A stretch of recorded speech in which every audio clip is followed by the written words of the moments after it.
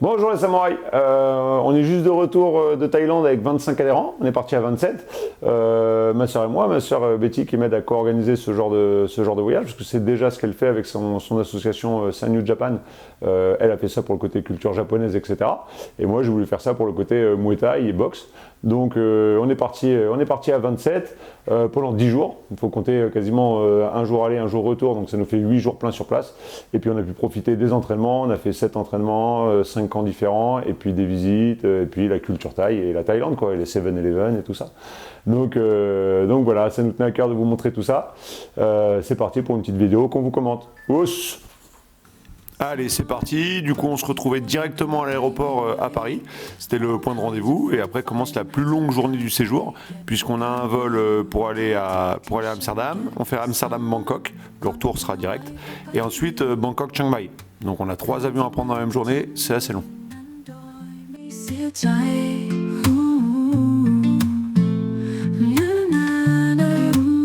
Et à Bangkok, on retrouve Salomé qui était déjà en Thaïlande depuis quelques temps. Les premières siestes, la fatigue se fait sentir. Là, on essaye, on est sur notre 3e vol pour aller à Chiang Mai, notre première destination.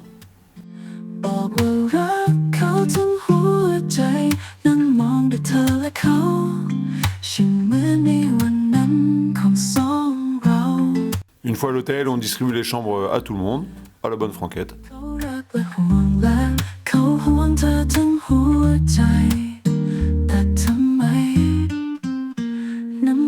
Première indispensable, le 7-Eleven. 7-Eleven, c'est la vie, il y a tous les produits dispo. On a ensuite un super Fairtex à Chiang Mai pour les premiers achats de box.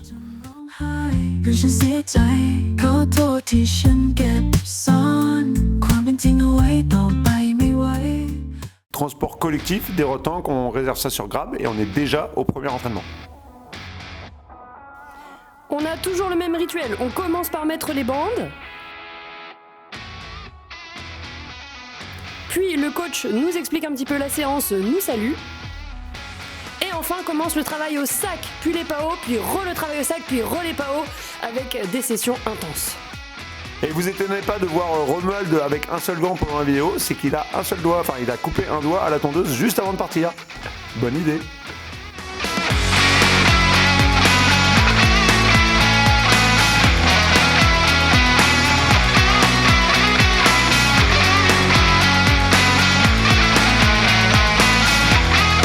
Et pour vous rendre compte de l'ambiance sur place, je vous mets le son des prochaines vidéos.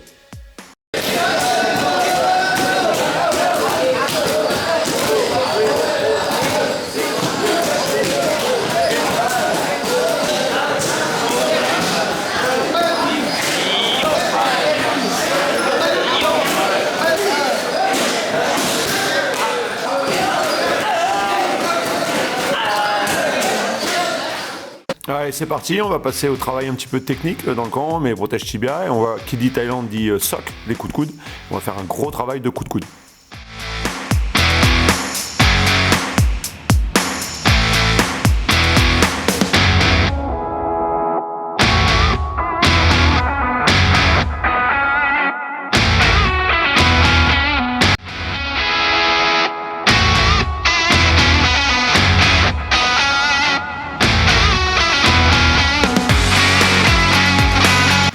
Démonstration des combattants, justement pour l'efficacité des coudes et justement voir comment ça peut se traduire en combat.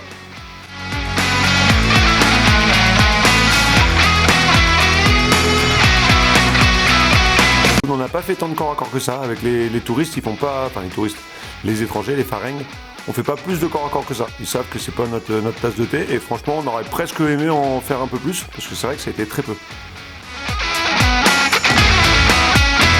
Et à la fin de chaque session, on s'étire. Et on n'oublie pas de remercier. Kapungka. Kapungkap. Et là, notre petite Salomé fait un exercice avec le coach, moi-même, et une petite luxation de la rotule, qui va pourrir son voyage. C'est parti pour notre premier gala de Muay Thai là-bas, dans un petit stade, le petit stade Fairtex de Chiang Mai. On va voir justement des combattants locaux et aussi des Farengs, des étrangers, pas mal. Et on a surtout vu pour moi le meilleur moment du voyage, un combat d'enfants de 10-12 ans et un combat incroyable. Alors évidemment, c'est à prendre avec des pincettes et peut-être pas à faire partout. Mais c'était un combat vraiment exceptionnel où c'était un petit contre un grand. On avait l'impression qu'il tapait son grand frère, enfin son petit frère, pardon. Et finalement, le petit boxeur a renversé la tendance et gagne à la fin. C'était incroyable.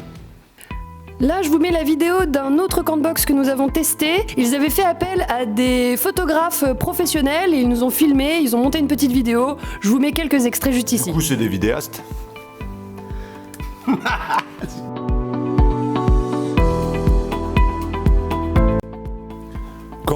Quand assez fun où ils nous ont fait danser, c'était pas forcément ma tasse de thé, mais voilà, c'était marrant et puis ça a décompressé un petit peu au niveau du groupe. Puis pour récupérer, on a été dans un spa où il y avait un bain froid, plutôt très très froid. Mike le valide complètement, il est resté au moins 5 secondes.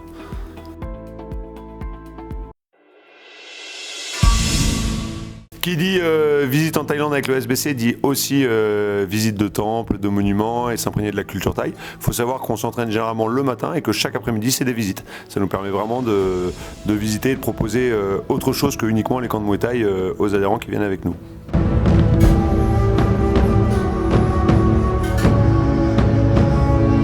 Puis on est parti pour une journée entière en excursion dans les fins fonds de Chiang Mai.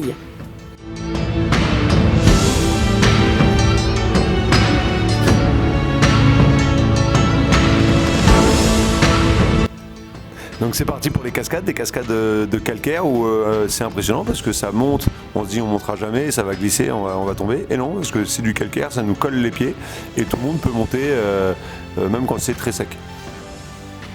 On a quand même Cheryl qui s'est pris une belle gamelle. Et là on était parti pour Doi Suthep en haut de la montagne. Vraiment un temple magnifique perché en haut de la montagne. On a mangé façon locale et c'était parti pour une super visite avec nos guides francophones. C'est un vrai plus justement de faire appel à des guides pour nous appeler. Pensez à ça si vous pensez à voyager. Tout faire tout seul c'est parfois compliqué. Avec des guides professionnels c'est quand même beaucoup mieux.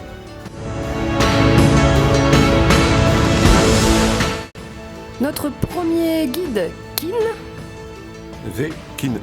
Non. Pardon.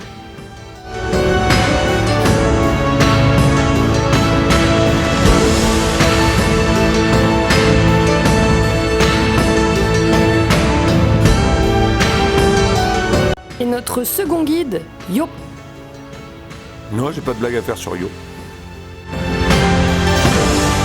Le soir, nous avons assisté à un repas Kantoke. Repas Kantoke, c'était un repas traditionnel avec beaucoup de danse thaïlandaise.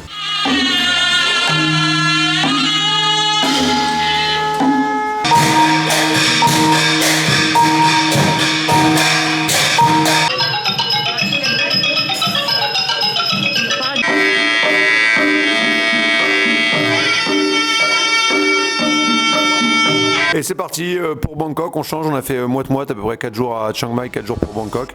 Tôt le matin, l'avion, on n'avait pas le choix avec les billets, donc à 5h on est parti à l'aéroport pour un vol à 6h30.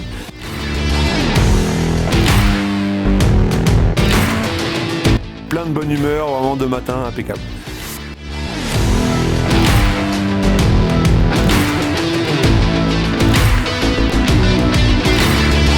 À notre premier camp d'entraînement de Bangkok, le Sworded Chapent, qui ont des combattants au One, qui ont un combattant qui a fait du Glory, qui ont une combattante aussi au One, vraiment un gros camp, et qui ne sont pas forcément habitués à avoir des gros groupes.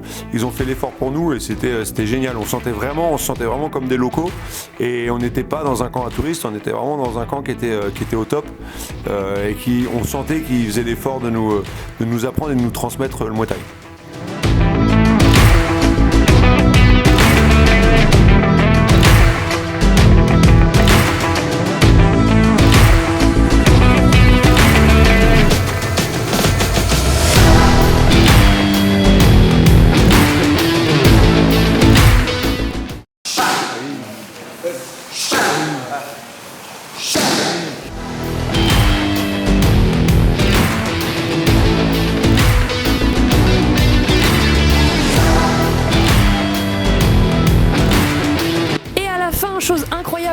nous avoir accueillis, mais dans des conditions formidables. On a eu chacun un collier de fleurs, en vraies fleurs, et en plus une espèce de petit baume du tigre qu'il faut sentir pour se déboucher les narines. Ouais, vraiment un club adorable qui nous a même par la suite invités au stadium le soir pour voir ses combattants boxer.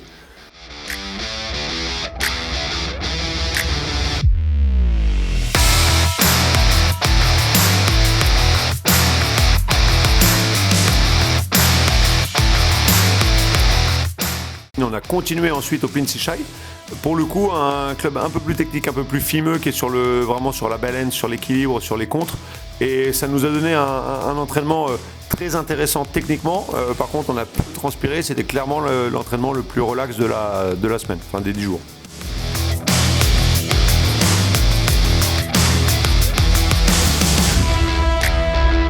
Avec beaucoup de shadows. Oui, beaucoup, un peu trop sec niveau organisation. Les tailles, c'est pas comme chez nous, hein. Ils ont un gros groupe. Bon, bah, il y en a, c'est pas grave, la moitié va au shadow et puis la moitié passe au PAO. C'est vrai que nous, on aurait pu en profiter pour faire des exercices, etc.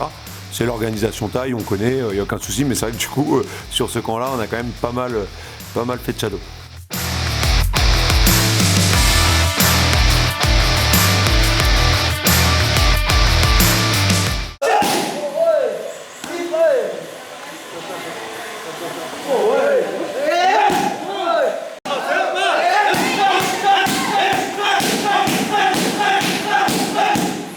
Comme d'habitude, on salue à la fin, toujours du respect énormément, et puis une poignée de main et un salut à tout le monde, à tous les coachs, à tous les crews. Dernier camp, le Kong Sita, dernier camp à Bangkok. Camp qu'on a déjà fait l'année dernière avec le premier round, les éclaireurs. Là, c'était sympa d'y retourner. Ouais, c'est ça, on connaissait un petit peu l'équipe et tout ça. C'était le dernier jour, on a pu vraiment se lâcher. On se disait, bon, bah derrière, on a pu à gérer ou quoi que ce soit, on peut tout donner. Et c'était super team, on a bien bossé.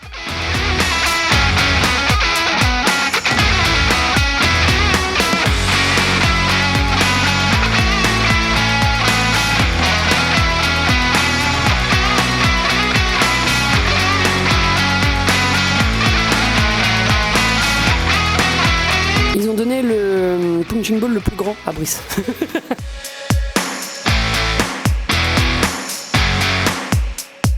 On voit Salomé qui avait repris l'entraînement malgré sa rotule, sa luxation de la rotule, donc ça va. Et notre petite Solène qui a fait tous les entraînements malgré qu'elle soit enceinte de plusieurs mois. Donc bravo à elle, elle n'a rien lâché, bien sûr, en s'écoutant, mais vraiment bravo.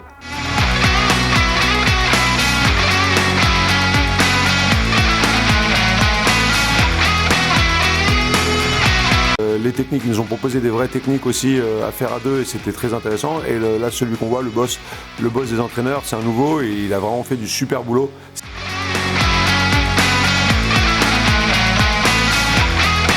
On termine en explosant le cardio avec des coups de genoux au sac.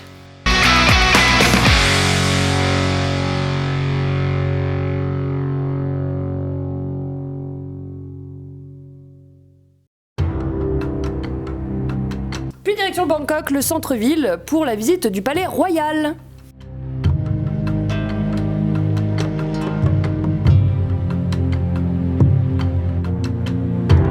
Belle journée en perspective, le Grand Palais. C'est vrai que l'an dernier, on avait déjà visité pas mal de trucs, donc on a voulu changer pour les éclaireurs qui étaient déjà revenus.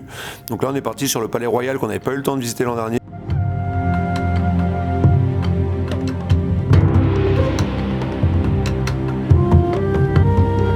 Ça a permis de changer et puis de découvrir un autre monument de Bangkok. Et ensuite, on part pour notre excursion à Pattaya. Donc, départ tôt en bus le matin. Voilà, le but c'était de visiter le sanctuaire de la vérité, magnifique. Ensuite, prendre un bateau pour aller sur la petite île de Koh Larn, vraiment une petite île paradisiaque que je faisais à l'époque avec Jérôme Levaner. On prenait un speedboat et on allait se baigner là-bas, c'était super sympa, faire du jet ski, etc. Donc j'ai voulu faire partager ça aux adhérents. Et on se retrouve sur la petite île super sympa avec des plages, de l'eau turquoise, du jet ski, pas mal on fait du jet ski. Donc voilà, c'était une super journée au soleil avec de l'eau à 35 degrés, parfait.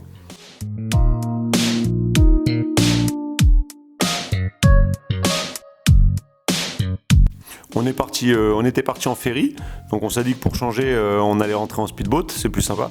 Sauf qu'on a pris un speedboat qui s'est transformé en slowboat, parce qu'à mi-chemin, il est tombé en panne, on a perdu une hélice, on est rentré sur un moteur, mais ça fait des souvenirs à raconter.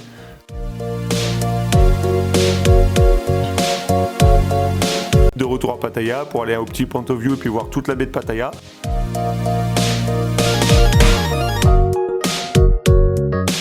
Avant de terminer à la Walking Street, il était très tôt. De toute façon, le but c'était pas de faire des folies dans la Walking Street, c'est quand même la rue la plus folle de Pattaya et peut-être de Thaïlande.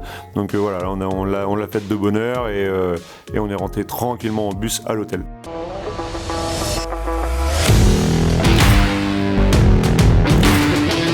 Dernière journée, dernière soirée au Lumpini, on avait la chance d'être au jour du One, donc des combats excellents, un peu longs, on a 5 heures de combat dans une salle frigorifique. Un petit manque d'ambiance par contre par rapport à un stadium local où ça va crier dans tous les sens et tout ça. Là on est au One, c'est beaucoup plus carré, beaucoup plus professionnel, mais c'était top aussi. Et voilà, 10 jours en Thaïlande, je crois que c'est 2 jours en France. À peine arrivé, on est reparti, c'est incroyable. Personne ne pensait que c'était déjà la dernière journée. On monte dans l'avion et on redescend à Paris pour la fin de ce séjour qui s'est passé admirablement bien, sûrement très bien organisé par Betty et Brice. On a passé encore un excellent moment et surtout fait découvrir le vrai Muay Thai aux adhérents, c'est ça le but et c'est top et c'est enrichissant.